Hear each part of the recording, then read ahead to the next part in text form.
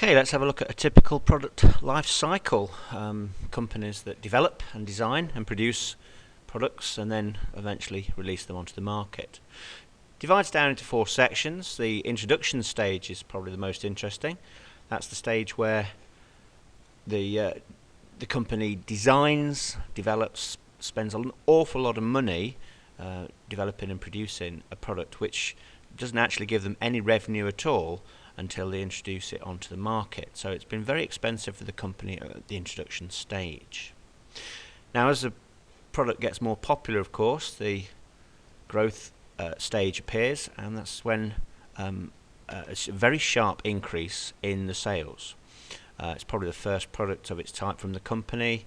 Everybody wants to get hands on a new product. Competitors haven't really got an edge of dealing with the introduction, so there's no real competition, and sales soar. So obviously this is where the majority of the profits start to come in. While you're getting the majority of the profits coming in, you need really to be reinvesting those profits in developing your next product. Which brings us on to the next section, which is the maturity section. At this stage, of course, it levels out, the number of sales level out. Competitors have already got a grasp of your product, and they've introduced products which are probably of similar vein.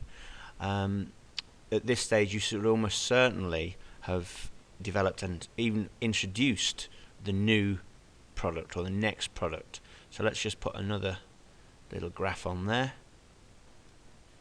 showing the next line of the next new product, introduced at the growth stage of the first product, but certainly on the maturity stage of the first product you get the largest growth section of the new product. Which finally leaves us to the decline section. Almost certainly when it tails off, it becomes less profitable. Companies often withdraw their product from the marketplace because it might actually interfere with the sales of the new product. So in order to maximize the productivity of both products, take one off the market and people have to go for the next one. They've got no choice.